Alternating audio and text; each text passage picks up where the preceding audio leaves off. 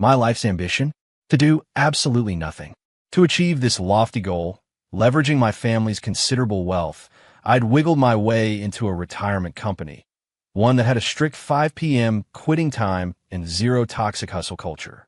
What I never saw coming was that on my very first day, the Ice Queen CEO who parachuted in was the same woman I'd had a one-night stand with just hours before.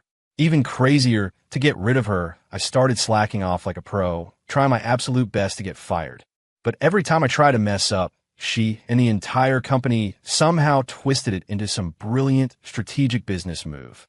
And just like that, I was forced onto a path of promotions, raises, marrying the CEO, and generally crushing life. Help! I swear, all I wanted was to get fired. My head was pounding. The brutal aftermath of a serious hangover. I opened my eyes to an unfamiliar ceiling, the hotel's signature scent, laced with a faint wisp of women's perfume, hanging in the air. I bolted upright, my muscles aching, a sharp reminder that last night had spun wildly out of control. The spot next to me was empty, but the rumpled sheets and the indent on the other pillow proved someone had been there not long ago. The sound of shower running came from the bathroom. I threw off the covers. My clothes were scattered on the floor alongside a woman's professional suit. Black blazer, white blouse, a figure-hugging skirt. Damn, I went big. I rubbed my temples, tried to remember. Last night, there was a company happy hour. I drank too much, and then a woman. My memory was hazy. I just recalled she was very tall, very fair, with a cool scent about her. She didn't talk much, but her eyes burned. Crap. Ethan Clark, a committed slacker, hated nothing more than dealing with complicated personal drama. The sound of the shower stopped. The bathroom door opened, and a woman wrapped in a towel walked out, her long, wet hair still dripping. She was tall, easily 5 feet 9 inches or more, her skin glowing in the light, her legs long and straight. The killer was her face, sculpted like an AI model, but her expression was an ice-cold mask. Her gaze swept over me, and I felt the room temperature drop several degrees. Awake. Her voice was as chilling as her expression. Yeah, awake. I instinctively grabbed the covers, pulling them up to my chin. The awkwardness was so thick you could cut it with a knife. She walked to the bed, checked her phone, then looked at me again, a hint of scrutiny in her eyes. Name your price. She was concise. I froze. Name my price? What kind of classic CEO drama was this? Did she think I was some kind of escort? I might want to coast through life, but I still have my dignity. What do you mean? I frowned. She seemed surprised by my reaction, a slight raise of her brow. Last night was an accident. Y prefe no complicaciones afterward. Money is the easiest solution. I practically laughed. Sorry, I'm good. I threw off the covers and started looking for my clothes. I was drunk too. Let's just call it a one-off, no strings attached. She watched me, her scrutiny turning to curiosity. I got dressed quickly, feeling totally uncomfortable. Well, I'm out. I grabbed my phone and wallet, ready to make a run for it. Hold it, she said suddenly. I stopped, turning back to her. Your name? Does it matter? I just wanted to escape this mess. She said nothing more, just watch me. That gaze was too intense. I caved. Ethan Clark. Ethan as in E-T-H-A-N. Clark as in C-L-A-R-K. She nodded, said nothing more. I bolted from the hotel room like a bat out of hell. Standing outside, the morning breeze cleared my head a bit. Forget it, just a weird dream. Today was my first day at my new job. Couldn't be late. Finding this retirement job, good pay, low stress, close to home, had been a mission. My life's goal was to be the ultimate slacker. Slack off at work, game at home, collect my paycheck. Perfect. Filled with dreams of a blissful future, I walked into the Apex Solutions building.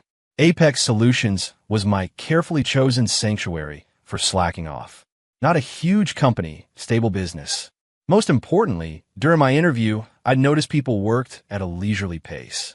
By 3 p.m., folks were already brewing coffee and gossiping. I was assigned to the marketing department.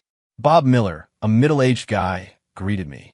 He had a receding hairline, wore black-framed glasses, and smiled kindly. Ethan, right? Welcome, welcome. We're teammates now. Nice to meet you, Bob. I greeted him politely. No need to be formal. Our department is super relaxed. Bob, let me to my desk. Just get familiar with the company's product info. No ruse. I looked at the clean desk and brand new computer, nodding with satisfaction. Perfect. This was the life I wanted. I spent the morning pretending to read, actually researching what to order for dinner. After lunch, I even managed a quick nap at my desk. At 2 p.m., a company-wide notification popped up on Slack. Notice, all employees, please report to the main conference room at 3 p.m. to welcome the new CEO joining us from corporate. Punctuality is appreciated. New CEO? My heart sank. Was the company changing? Was my Slacker paradise about to be ruined?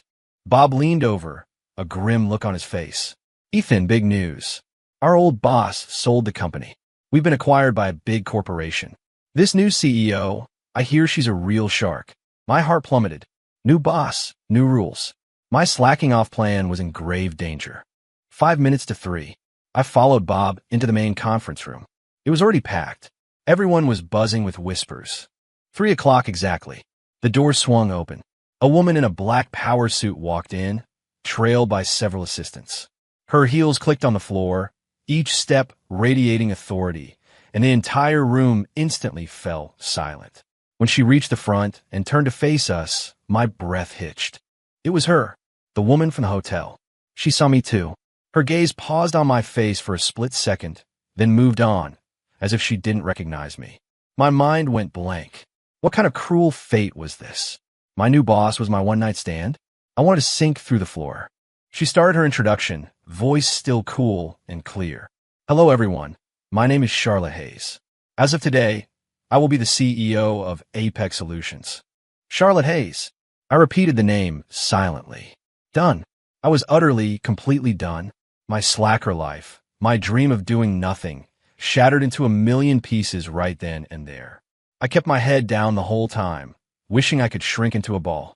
Didn't hear a word of the meeting, my mind screaming, what now? What now? Finally, the meeting ended. I was the first one out, desperate to vanish. Ethan Clark. That cool voice. My body stiffened. I turned around, resigned. Charlotte stood behind me. Her assistants tactfully distanced themselves. Ms. Hayes. I forced a smile that felt more like a grimace. Come to my office. She turned and walked away, giving me no chance to refuse. I followed her, each step feeling like I was walking on broken glass. My coworkers gave me looks of sympathy and schadenfreude. Bob even mouthed, good luck, buddy. Me, Ethan Clark. First day on the job, less than 8 hours in, and the CEO was calling me into her office for a private chat. Was this job even happening? The CEO's office was on the top floor, decorated just like Charlotte herself. Minimalist, cool, impeccably neat. She sat behind a massive desk and gestured for me to take the chair opposite her. I squirmed, feeling like I was sitting on pins and needles. Ethan Clark, she said, looking at my employee file. Marketing department, just started today. Yes, Ms. Hayes. About last night, I apologize, she said suddenly. I blinked, surprised she apologized. No. No worries, it's over. No. She shook her head, sharp eyes fixed on me. It's not over. I need you to do me a favor. Red alert. My internal alarms blared. Ms. Hayes, I'm just a junior staffer, just started. I don't know anything. I probably can't help you with anything. I just wanted to distance myself. She seemed to see right through me, a faint, almost imperceptible curve to her lips. You can help. She slid a document across the desk. Sign this. I looked down, my pupils dilating. Prenuptial agreement. Ms. Hayes, what in the... I was utterly baffled. I need a fiancé, she said succinctly. My family is pushing hard for marriage, and some people in the company are trying to undermine my position through an arranged marriage. I need a shield. Why me? I couldn't understand. Because you seem safe. She paused, as if choosing her words carefully. You're not interested in my identity, status, or money. And besides, we already have history. I got it. In her eyes, I was a safe bet, someone who wouldn't try to get anything from her. But I wanted stability. How could I have a stable life as her nominal fiancé? Ms. Hayes, this isn't right. I'm just a low-level employee who wants a steady job. I can't handle such a big responsibility. I flat out refused. You don't have the right to refuse. Her tone was non-negotiable. Sign it, and I'll give you 10 times your current annual salary, and I guarantee you can do whatever you want in this company. 10 times my salary? Do whatever I want? Was this paid slacking off? My heart shamefully wavered. What if I don't sign? I made one last struggle. Then I'll have you blacklisted from the entire industry for harassing a superior. She said it casually, but the threat in her eyes was chillingly real. I stared at her. She stared back. One was coercion, the other temptation. Me, a dreamless slacker, had no capital to resist. Minutes later, I humiliatingly signed my name on the agreement. Excellent. Charlotte took the agreement, a hint of satisfaction on her face.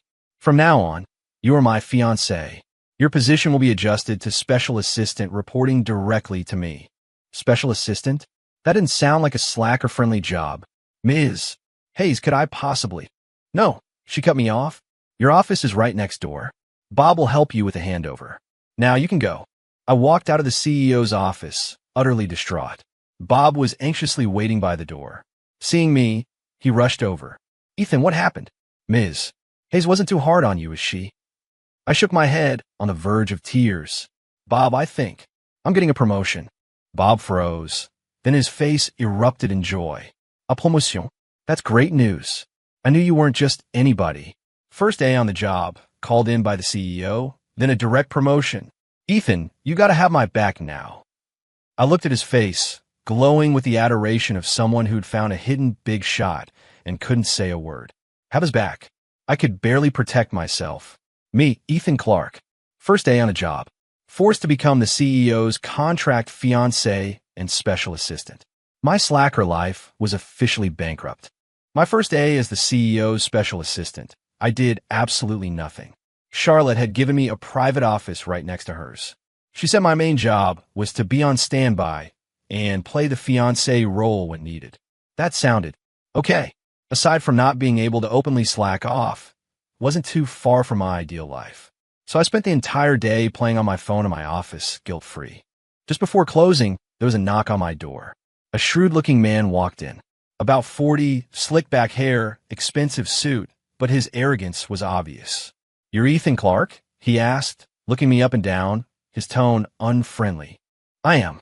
And you are?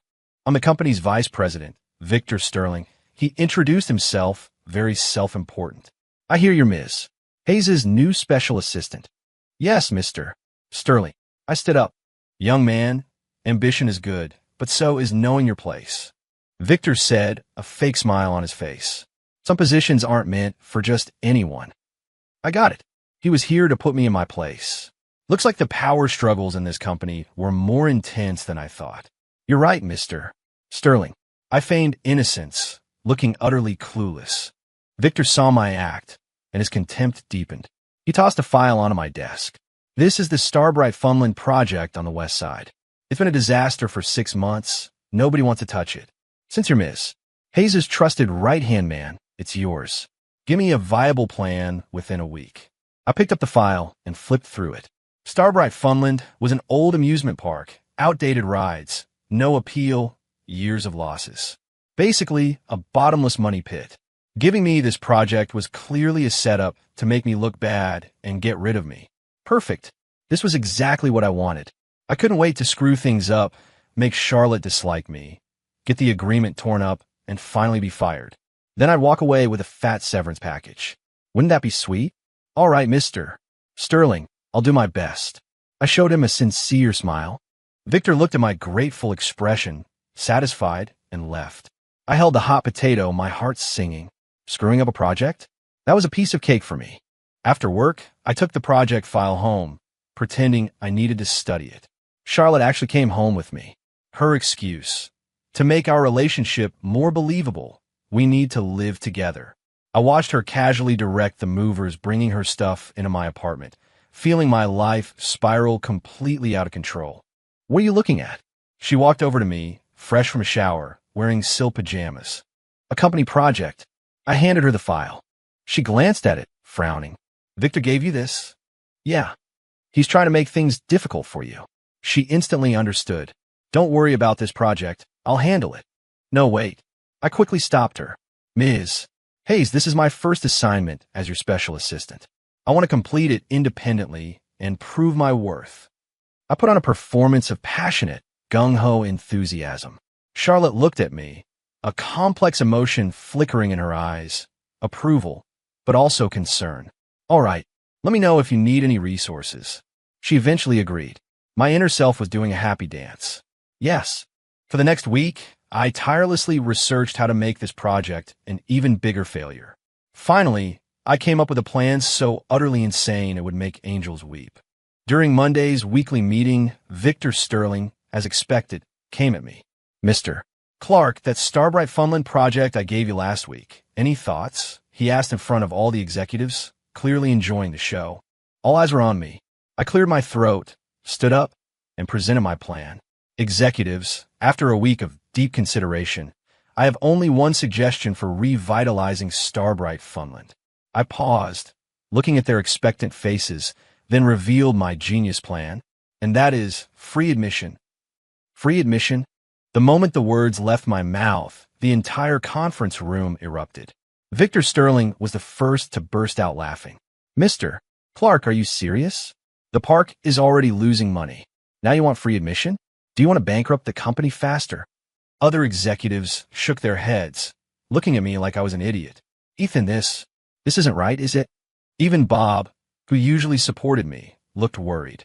I was secretly thrilled, but on my face, I wore a profound expression, like I was the only one who saw the truth. Everyone, please hear me out, I said, feigning composure. Why is Starbright Funland losing money? Because no one goes. Why does no one go? Because it's old, run down, and boring. In that situation, even if you drop the ticket price to $1, no one will go. So let's do the exact opposite. Make admission completely free. We're not losing just ticket revenue.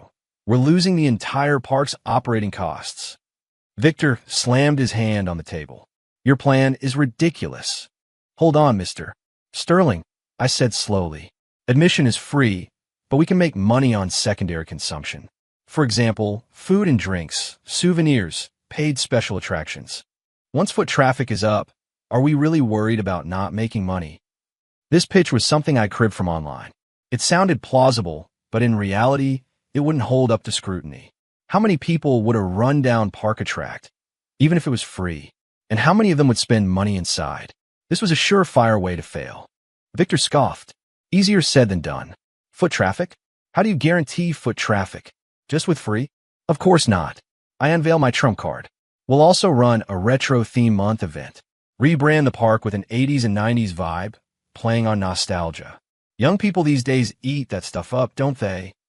And I suggest converting the park's largest open space into an outdoor barbecue pit. A barbecue pit? Everyone was stunned. A barbecue pit in a kid's amusement park? What kind of crazy idea was that? Exactly. I nodded confidently. Think about it. Families come to play on the weekend.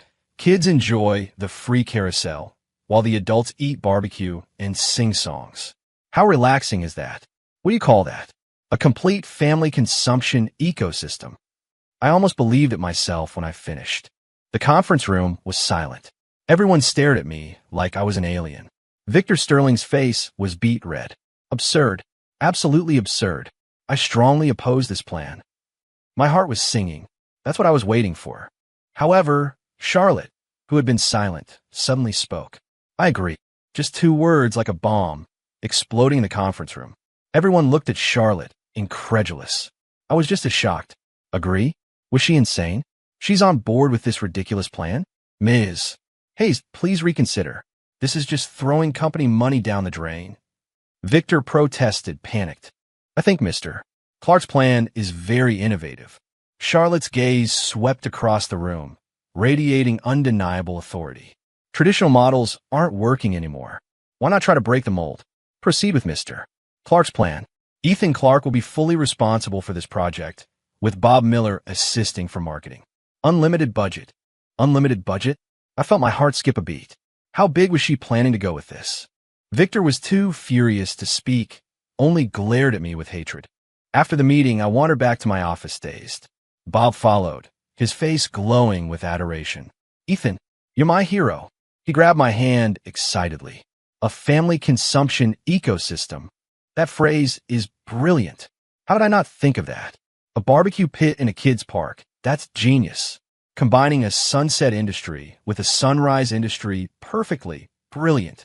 Absolutely brilliant. I looked at his feverish face, opened my mouth, but couldn't say a word. Dude, I just made that up. Your imagination is really something else, huh? Charlotte walked in. She told Bob to leave, then closed the door. Why did you do that? She asked, her eyes complex. What? I played dumb. This plan? Are you gambling? Or are you helping me? She seemed to be trying to read my mind. My heart jumped. Did she think I deliberately proposed a risky plan to help her get rid of her rivals? Honest to God, I just wanted to mess it up. Ms. Hayes, I just felt that if we're going to do it, we should go all out, I said, forcing a brave face. No pain, no gain, right? She stared at me for a long time. So long I thought she was going to call my bluff. Finally, she sighed. Ethan Clark, thank you, she said softly. But it's too risky. If it fails, I'll take all the responsibility myself. I thumped my chest, secretly thinking, come on, fail already, so I can take the money and run.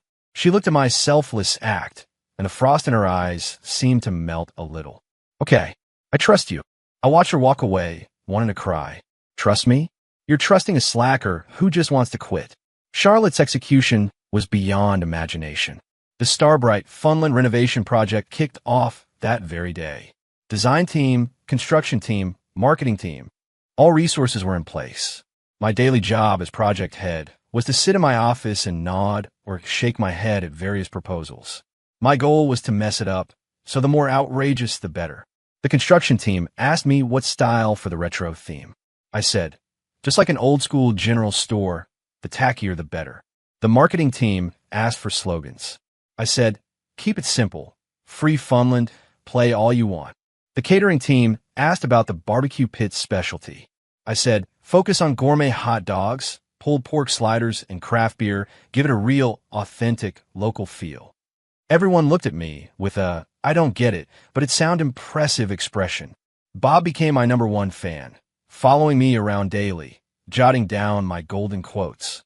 Ethan, the tackier the better. That's a profound philosophy of returning to simplicity. Ethan, free Funland, directly hits the user's pain point. So brilliant. Ethan, authentic local feel. That's about building social connections. Brilliant. I looked at him, too tired to argue. Whatever makes you happy. Charlotte would occasionally drop by for inspections. Each time she saw the chaotic mess I'd created, she'd just frown, but never interfered. I figured she'd probably braced herself for a total loss. A week later, the new Starbright Funland reopened, against everyone's predictions. On opening day, I deliberately slept in, imagining I'd get to the office and hear the good news of project failure and empty gates. Instead, as soon as I got to the building, Bob's frantic call blasted through my phone. Ethan, check the news. We're huge. Confused, I opened my phone. The headline on the local news nearly blinded me. City goes wild. God-tier retro Funland takes Metro City by storm. Free admission sparks massive crowds. The accompanying news photo showed Starbright Funland's entrance packed with people, lines stretching endlessly. I clicked on a video, full of all the cheesy scenes I'd designed. The rusted metal carousel, the giant red-painted slogan on the wall saying, "Strive for excellence, enhance the community," and that smoky outdoor barbecue pit. A bunch of stylish influencers were frantically filming themselves in front of these scenes. Seriously, you guys, who gets it? This is literally the amusement park of my childhood dreams. This barbecue smells amazing. Hanging with the kids and grabbing some wings. The owner totally gets us moms. Admission is actually free. The owner must be crazy. I'm going to spend a fortune to support him. I watched the excited faces in the video, my brain crashing. How? How did this become a hit? I was aiming for bankruptcy. I stumbled into the company, still in a daze. Everyone who saw me gave me looks of admiration and respect. Ethan, you're awesome. Mr. Clark, you're my idol. Victor Sterling ran into me in the hallway, looking like he'd swallowed a lemon, snorted, and walked around me. I reached the top floor. Charlotte's office door was open. She stood by the massive floor-to-ceiling window, looking down at the bustling city traffic. You succeeded. She turned, looking at me with a sparkle in her eyes I'd never seen before. I wanted to say it was an accident, but the words caught in my throat. The data just came in from finance. She held up her tablet. On opening day, The park's secondary consumption revenue exceeded the total ticket revenue from the past month, and that number is still growing. She walked closer, very close. I could even smell her cool, subtle perfume. Ethan Clark, how did you do it? She looked up at me, her eyes bright with curiosity. I looked at her face, so close, and my heart inexplicably sped up. What could I say? That I just got lucky? That I just wanted to mess up the project and get paid to leave? No, I couldn't. In that moment, an absurd thought sparked in my mind. Maybe being a business genius wasn't so bad after all. I cleared my throat, pulled my hands behind my back, and adopted a profound, inscrutable posture. Ms. Hayes, this is the magic of business. I got goosebumps as I said it. But Charlotte, she believed it. Her gaze, which had been appreciative, turned into adoration. Me, Ethan Clark, a slacker who just wanted to chill, had accidentally become a business genius in everyone's eyes. This world was truly insane. The massive success of the Starbright Funland project sent my standing in the company soaring. Mr. Clark became Director Clark. Even though I strongly protested, Charlotte shut me down with a simple, "It's the company's recognition of your achievements." The biggest headache was being forced to attend all sorts of family gatherings. Like today, Charlotte's grandfather, the chairman of Summit Capital, was celebrating his 80th birthday. As Charlotte's fiancé, I had to be there. Wearing the custom-tailored suit Charlotte had prepared, I stood in the opulent banquet hall, feeling like a monkey who'd accidentally wandered into high society. "Don't be nervous, just follow my lead," Charlotte whispered beside me. She was wearing a stunning red evening gown, breathtakingly beautiful. "How can I not be nervous? Your grandpa's a legendary titan of industry," I mumbled, holding a glass of champagne, my palms sweating.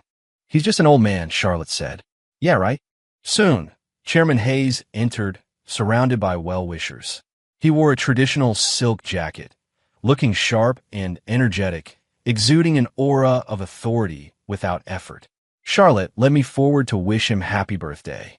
"Grandpa, happy birthday. This is Ethan Clark, my friend." Charlotte hesitated slightly as she introduced me, which was rare. Chairman Hayes's gaze landed on me, like two sharp swords, dissecting me inside and out. "Friend," he scoffed. "Charlie, since when do you play these games with your grandpa?" Charlotte's face paled. "Grandpa, we—" "Chairman Hayes, it's an honor," I said, forcing myself to speak. "Charlotte and I are deeply in love. Might as well commit to the act." Chairman Hayes raised an eyebrow, seemingly surprised. "Oh, deeply in love." He looked at me with interest. "Young man, what do you do?" "I work at Apex Solutions." Apex Solutions. Chairman Hayes thought for a moment. "Oh, that small company Charlie recently acquired? What's your position there?" "Special assistant." An assistant? A middle-aged man behind Chairman Hayes, Charlotte's Uncle Mark, immediately sneered. "Charlie, when did your taste get so bad? Dating a mere assistant?" A murmur of whispers spread through the crowd. Charlotte's expression darkened. She wanted to retort, but I gently pressed her hand. I looked at Chairman Hayes, speaking calmly and confidently. "Position doesn't define a person's worth. I believe I have what it takes to make Charlotte happy." "What it takes?" Chairman Hayes smiled. "Young man, you've got a lot of nerve. So tell me, what do you have?" He was going to test me in public. My brain raced. What did I have? I could game, I could cook, I could sleep. None of that I could say. Then it hit me. A flash of inspiration. I remembered my glorious achievements. "Chairman Hayes, I recently led a project that took a failing amusement park and made it city famous within 7 days," I stated calmly. "Oh." Chairman Hayes was clearly intrigued. "You mean at Starbright Funland? I heard about it. Good job. That free traffic secondary consumption model, was that your idea?" "Yes." "And the barbecue pit in the kids' park?" "Yes." Chairman Hayes nodded, the scrutiny in his eyes lessening, replaced by a hint of approval. "Interesting. But that's just small-time stuff," he said, changing tack. "Our Hayes family doesn't need a grandson-in-law who only knows how to pull off flashy marketing stunts." "Uncle Mark is right," I agreed, playing along. "That's why I've never considered myself an executor." "Oh, then what are you?" I took a deep breath and began my earnest nonsense. "I am a strategist," I slowly articulated. "A strategist?" Everyone was stunned. "Yes," I nodded. "My role is to point the company in the right direction. As for the specific execution, more specialized people handle that." For Starbright Funland, I only provided a core idea. The rest was the team's credit. A great leader doesn't micromanage. They know how to utilize talent and make the right decisions at critical moments. When I finished, I was genuinely impressed with myself. That humble brag was flawless. The banquet hall was silent. Everyone was speechless, taken aback by my profound speech. Chairman Hayes looked at me for a long time, then suddenly burst out laughing. Good. What a strategist. He clapped me on the shoulder. Young man, you've got guts. I like it. He turned to Charlotte. Charlie, your judgment is better than your father's. This grandson-in-law, I approve. Charlotte stared at me, dumbfounded, as if she didn't know me. I let out a long sigh of relief. Finally, I'd bluffed my way through. Me, Ethan Clark, a slacker who just wanted to chill, was now not only a business genius, but also a strategist. This persona was getting crazier by the minute. Chairman Hayes' approval solidified my position in the Hayes family, at least on the surface. But Victor Sterling clearly wasn't going to give up. He saw me as a thorn in his side, always looking for a chance to take me down.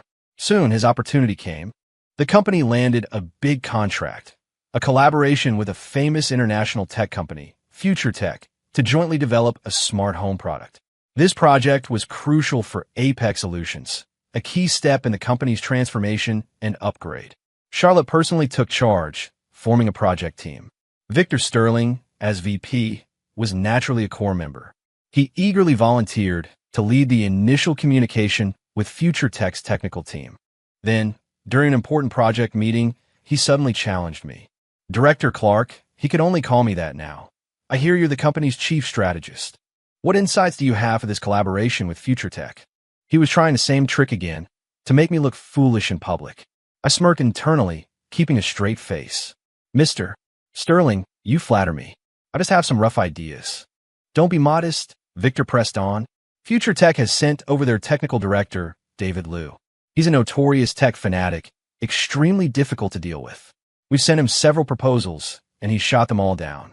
Since you're a strategist, why don't you handle the communication with him? He handed me another hot potato. I knew this David Liu was definitely a tough nut to crack. Victor couldn't handle him, so he wanted me to hit a wall. All eyes turned to me, waiting to see how I'd escape. Charlotte wanted to step in, but I stopped her with a look. There was no escaping this. And besides, why should I hide? I was going to show him what laid-back problem-solving really looked like. Sure, I agreed readily. Let's set it up. I'll have a video call with Director Liu. Victor was stunned. He hadn't expected me to agree so easily. Great. Bold move. He clapped, his schadenfreude practically overflowing.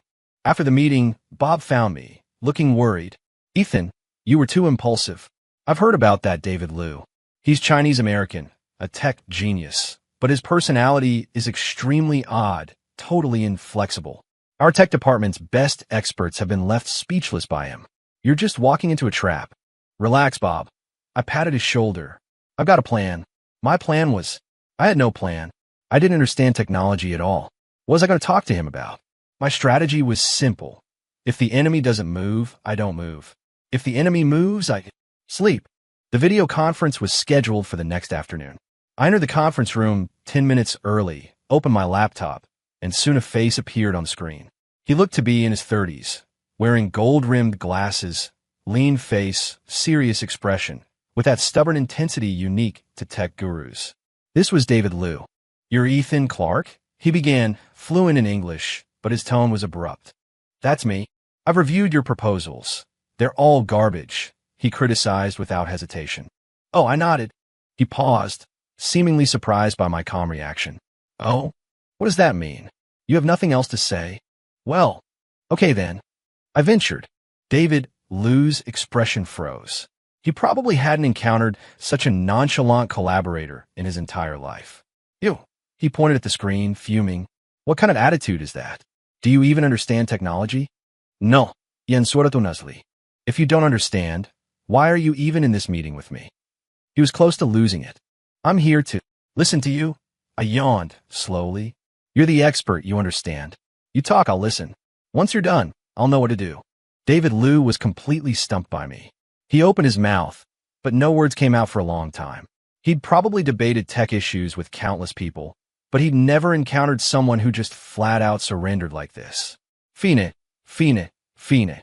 He said fine 3 times, laughing in exasperation. You want to listen, huh?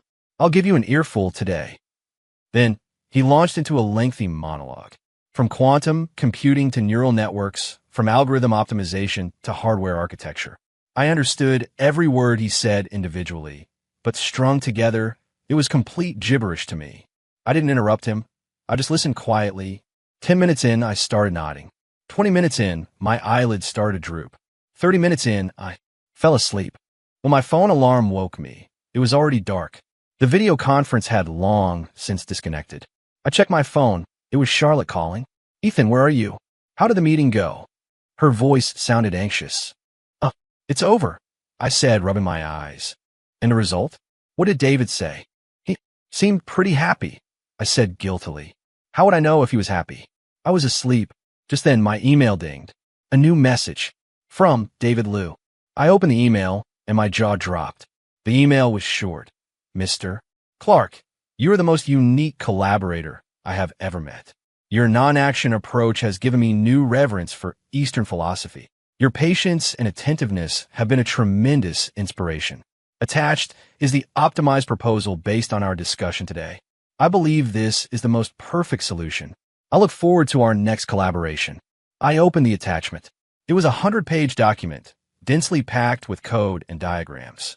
A perfect solution. I stood there, phone in hand, utterly petrified. Seriously? That worked? I just took a nap. He solved all the problems himself, and he thinks I inspired him? Is there any justice left in the world? I forwarded David Liu's email to Charlotte. On the other end of the line, there was a long silence. Ethan Clark. After a long pause, Charlotte finally spoke, her voice trembling slightly. Oh, who exactly are you? What could I say? I could only keep up the act. Ms. Hayes, as I said, I am a strategist, I said with a casual tone. Sometimes, the best way to solve a problem is not to solve it at all. Another silence on the phone. I could almost picture Charlotte's ice queen face, now filled with shock and bewilderment. I see. She hung up. The next day, I became a legend at the company. Everyone knew I had single-handedly, with some mysterious Eastern power, won over David Liu, the tech fanatic no one could handle. Victor Sterling shattered a mug in his office. Bob's gaze wasn't just admiration anymore. It was awe, like he was looking at a living god. Itan, non-action. The highest state of Taoist philosophy. You actually applied it to business negotiation. I get it. I totally get it. I looked at him, too tired to explain. Whatever makes you happy. The project with Future Tech, thanks to David Liu's perfect proposal, progressed exceptionally smoothly. Charlotte's prestige in the company consequently reached its peak. Everything seemed to be going well, except for me. I wasn't happy at all. I was drifting further and further from my grand dream of getting fired. That evening, Charlotte initiated dinner at a fancy French restaurant. Ethan Clark, thank you. Charlotte raised her wine glass. You've worked hard these past few weeks. Not hard, just a hard life. I mumbled into my red wine. Nothing. I quickly shook my head. It's my honor to serve you, Ms. Hayes. She looked at me, then suddenly smiled. When she smiled, it was like an iceberg melting, spring blossoming, beautiful enough to captivate anyone. Ethan Clark, you don't have to pretend anymore, she said. My heart skipped a beat. Had she figured it out? I know you're not some strategist. She looked at me, a hint of mischief in her eyes. You just have incredibly good luck. My face instantly flushed. Getting called out like that was so embarrassing. The Starbright Funland project, you just wanted to ruin it, but by a lucky coincidence, you tapped into the market's nostalgia, trend, and influencer economy. Dealing with David Liu, you just fell asleep during the meeting, and he somehow thought you were testing him with silence and patience, sparking his creative drive. And at the Hayes family dinner, your strategist monologue was just quick-witted nonsense, born out of desperation. She dissected me point by point, leaving me completely exposed.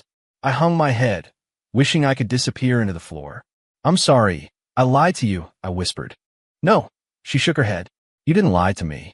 On the contrary, you helped me immensely. She looked at me, her gaze becoming very serious. Ethan Clark, even though the process was outlandish, the results are good. You helped me stabilize my position in the company, solve my biggest project challenge, and even save face with my family. So I still have to thank you." I looked into her sincere eyes, a mix of emotions swirling inside me. "Then, our agreement," I tentatively asked. "The agreement is still valid." She cut off my fantasy. "Until I completely resolve all my troubles, you are still my fiancé." Well, I knew it wouldn't be that easy. However, she changed tack. "I can grant you one condition. Any condition, as long as I can fulfill it." "Any condition?" My eyes lit up. "Really? Really? Then, I took a deep breath and voiced my ultimate wish. "I want to be fired. Please, immediately, ruthlessly fire me. And give me a huge severance package." Charlotte's smile froze. The elegant music in the restaurant seemed to pause. She looked at me, her eyes full of disbelief. "That's your condition?" "Yes." I nodded vigorously. "It's my lifelong dream." Charlotte fell silent. She looked at me for a very long time. Finally, she picked up her wine glass, took a sip of red wine, then slowly spoke in a tone I never expected. "All right, but before that, you have to help me deal with Victor Sterling once and for all." I hadn't expected Charlotte to agree so readily. Even with the added condition, this was fantastic news for me. As soon as Victor was out, I'd be free, and with a huge payout. My slacker soul reignited with a fierce passion. "No problem." I agreed instantly. "How do we handle him? Just tell me. Do we ruin his reputation or bankrupt him?" I rubbed my hands together, already fantasizing about the good life I'd have with the money. Charlotte looked at my eager expression, her eyes a bit complex. "Victor has been operating in the company for years. His roots run deep. And he's recently been in contact with an investment firm called Summit Capital. He seems to be trying to leverage external forces to seize control of the company." "Summit Capital?" I frowned. That name sounded familiar. "Yes, a very secretive investment firm with an aggressive approach." Charlotte's expression was grave. "What I need you to do is uncover their dealings and find Victor's fatal weakness." "Investigate?" "I'm not a pro at that." I was a bit hesitant. "You don't need to be a pro." Charlotte looked at me. "You just need to unleash your luck." "Me?" So, now she was using me as a good luck charm. Huh? As unreliable as it sounded, I had no choice. For my grand slacker plan, I'd risk it all. Over the next few days, I began investigating Victor Sterling. My investigative methods were, shall we say, unique. Others might track, bug, or bribe informants. My investigation involved following Victor's movements and accidentally running into him. Victor went to exclusive clubs, so did I, then slept on a lobby couch. Victor played golf, so did I, then found a patch of grass to sunbathe on. Victor attended a private equity gala. I blended in, then made a beeline for the buffet. A few days later, I had nothing to show for it, except gaining a few pounds. Bob, seeing me leave early and come back late, looking mysterious, started his overthinking again. "Ethan, you're playing a long game, aren't you?" Deliberately lulling the opponent into a false sense of security, then delivering a fatal blow at the most crucial moment. That's feigning in the open, attacking in secret.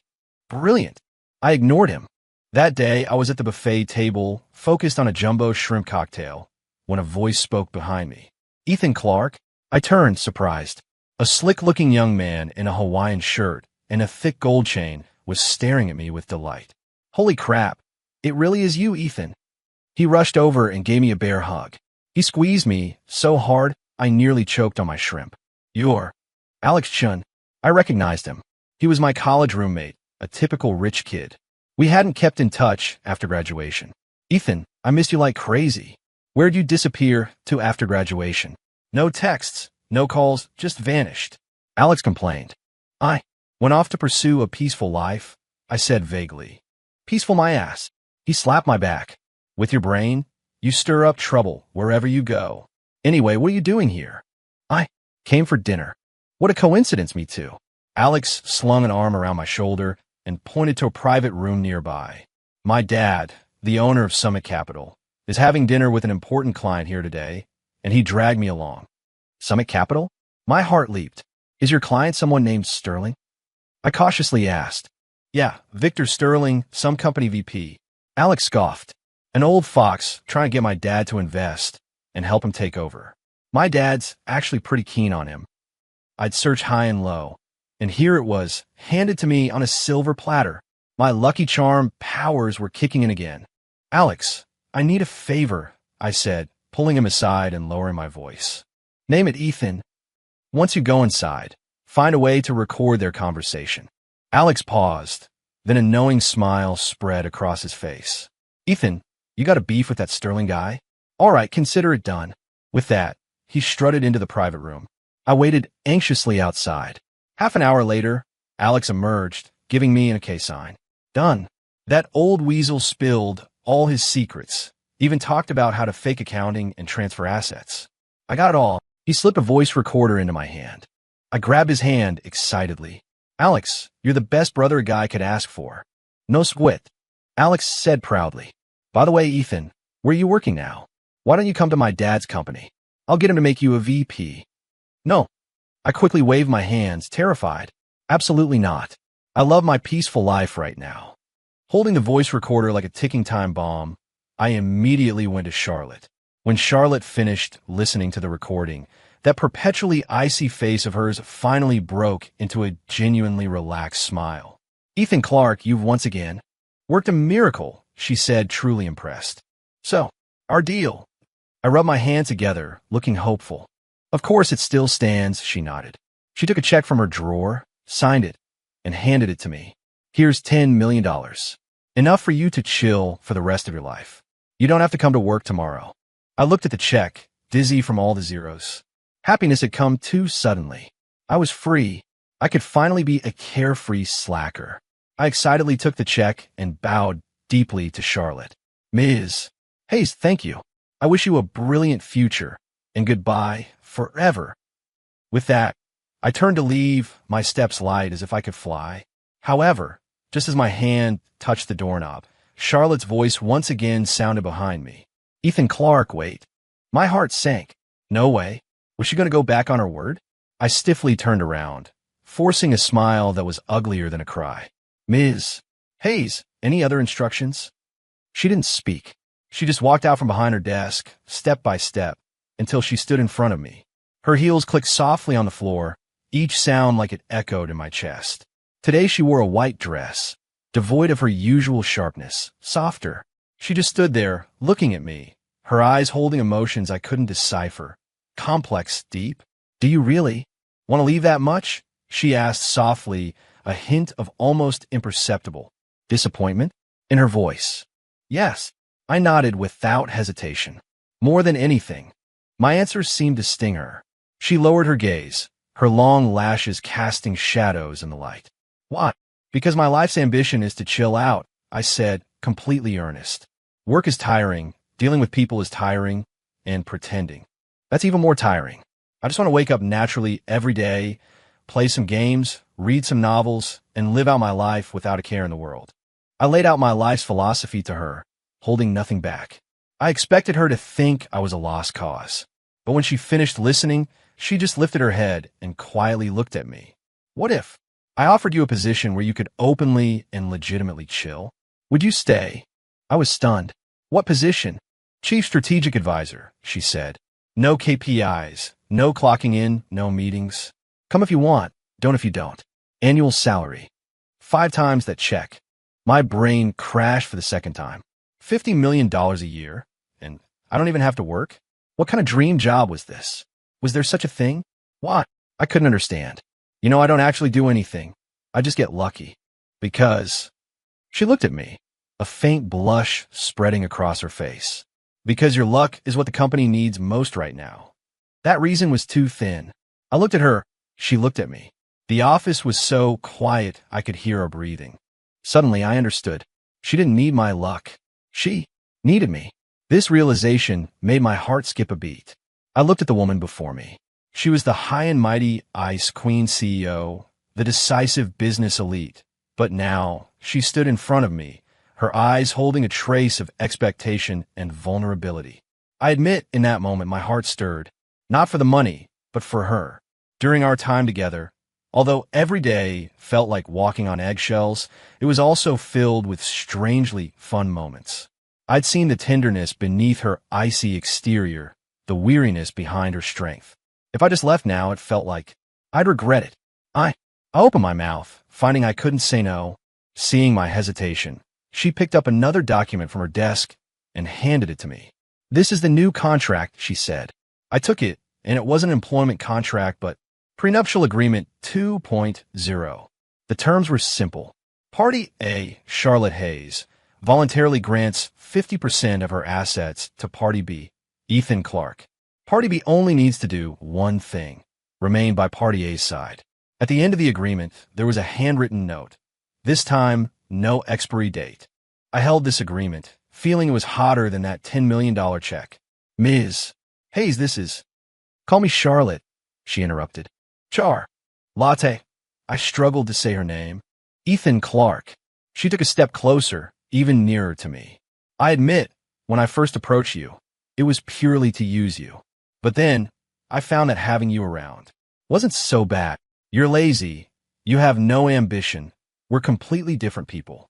But for some reason, watching you try every trick to slack off, watching you reluctantly play the big shot, I found it fascinating. With you, I feel relaxed and safe." She looked into my eyes, saying each word clearly. "So, Ethan Clark, would you, for me, give up your grand slacker dream?" I looked at her, at the starlight in her eyes, at the rare blush on her face. My heart was in turmoil. Ethan Clark, a staunch advocate of a laid-back life, faced an unprecedented challenge at life's crossroads. On one side, a colossal sum of $10 million and a carefree slacker life, ripe for the taking. On the other, a dream job with $50 million a year and no work along with. The heartfelt confession of an Ice Queen CEO. This choice was impossibly hard. I agonized. I suffered. I thought for a full 3 seconds. Then, I made a decision that went against my very nature. I picked up the pen on the desk and grandly signed my name on Prenuptial Agreement 2.0. After signing, I dramatically tore the $10 million check in my hand into 2 halves. Money, to me, is just a number. I tossed the shredded paper into the trash can, then looked up, gazing deeply into Charlotte's eyes. "And you are my whole world. No choice. The show had gone this far. It deserved a perfect ending." Charlotte looked at me, her eyes welling up. She was probably moved by my money is dirt grand gesture. "Ethan Clark." She stepped forward and hugged me tightly. Her body was soft with that cool, clean scent, but the arms holding me were strong. I stiffly hugged her back, silently crying inside. My slacker life, just like that, gone. The next day, Victor Sterling was arrested by the police for embezzlement, commercial bribery, and other charges. Apex Solutions' internal troubles were completely resolved. I officially started my new position, Chief Strategic Advisor. My main job was to openly slack off in Charlotte's office. She bought me the most comfortable, ergonomic reclining chair in the universe, right next to her desk. My daily routine was to lie there, sip coffee, and watch Charlotte handle various documents. Occasionally, she'd run into a problem, turn to me, and ask, "Ethan, what's your take on this case?" I'd sit up from my recliner, ponder for a moment, then offer my strategic advice. "I think we can put it aside for now and let it resolve itself. Or, how about we draw straws?" Initially, other executives at the company didn't understand my work style, but after a few times, they got used to it.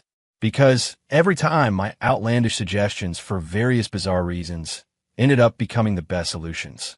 Gradually, I became synonymous with good luck at the company. Whenever people faced unsolvable problems, they stopped praying for miracles and came directly to me.